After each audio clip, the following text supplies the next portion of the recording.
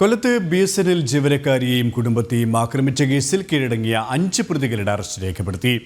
പ്രതികൾക്ക് CPM സംരക്ഷണം നൽകുന്നതായി പരിക്കേറ്റ ജീവനക്കാരിയുടെ കുടുംബം. ഏപ്രിൽ 7 രാത്രിയാണ് മരണവീട്ടിൽ പോയി മടങ്ങിയ 5 അംഗ കുടുംബത്തെ വഴിതടഞ്ഞ് ആക്രമിച്ചത്. മനോജ് തയ്യാറാക്കിയ റിപ്പോർട്ടിലേക്ക്. കൊല്ലത്ത് BSNL ജീവനക്കാരുടെ കുടുംബാംഗങ്ങളെ ആക്രമിച്ച 6 പ്രതികളാണെന്ന് കണ്ണനല്ലൂർ പോലീസ് സ്റ്റേഷനിൽ കീഴടങ്ങിയത്. ഇതിൽ 5 പേരുടെ അറസ്റ്റ് രേഖപ്പെടുത്തിയിട്ടുണ്ട്. ഒരാൾ നിരീക്ഷണത്തിലുമാണ്. എന്തായാലും ആ കുടുംബം ഇന്ന് സ്റ്റേഷനിലെത്തിയിട്ടുണ്ട്.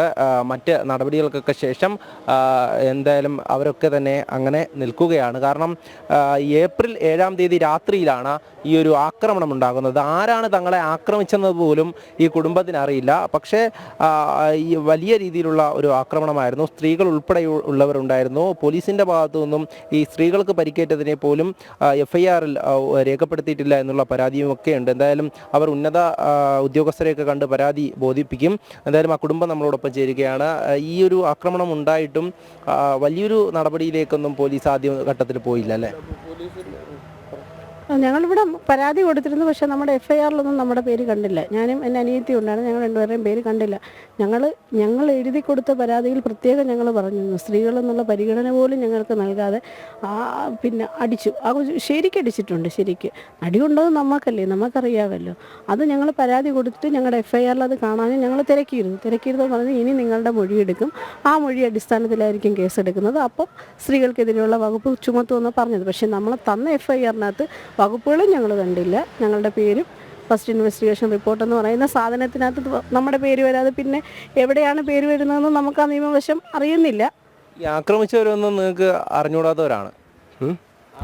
ഞങ്ങൾക്ക് പിന്നെ വ്യക്തിപരമായിട്ടോ അവർ ഒരു അറിവും ഇല്ലാത്ത ആൾക്കാരാണ്. ഞങ്ങൾ മുൻപരിചയമോ വ്യക്തിപരമായ ഒരു പരിചയമോ വിദ്വേഷമോ ഒരു ഇതും ഇല്ലാത്ത പിന്നെ ആ ഒരു പരിചയം ഇല്ലാത്ത ആൾക്കാർ. ഞങ്ങൾ അന്ന് ആക്രമിക്കുമ്പോഴാണ് അവരെ ഞങ്ങൾ കാണുന്നത്.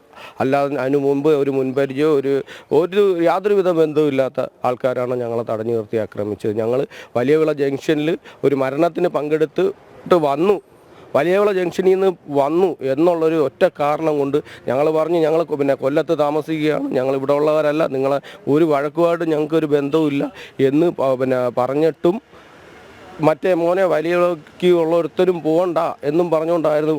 അസഭ്യമായ തെറിവിളിയും അതേ കണക്ക് തന്നെ മർദ്ദനവുമായിരുന്നു. എന്തായാലും മാരകായുധങ്ങളൊക്കെ ഉപയോഗിച്ച് വടിവാൾ ഉൾപ്പെടെ ഉപയോഗിച്ചാണ് ഈ ആക്രമണം നടത്തിയിട്ടുള്ളത്. അതിൽ സ്ത്രീകൾ ഉൾപ്പെടെയുള്ളവർക്ക് പരിക്കേറ്റു. പക്ഷേ പോലീസ് അതൊന്നും പരിഗണിക്കുന്നില്ല എന്നുള്ള പരാതിയാണ്.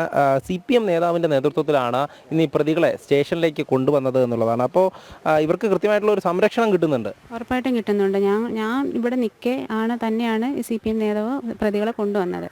ഞങ്ങൾ യഥാർത്ഥത്തിൽ ഈ കേസിൻ്റെ കാര്യം സാക്ഷികളെ പേര് കൊടുക്കാൻ വേണ്ടിയിട്ടാണ് ഞങ്ങൾ ഇന്നിവിടെ വന്നത്. അപ്പോൾ ഞങ്ങൾ ഇന്നിവിടെ വരുമെന്നുള്ളതൊന്നും ആർക്കും അറിയുന്നില്ല.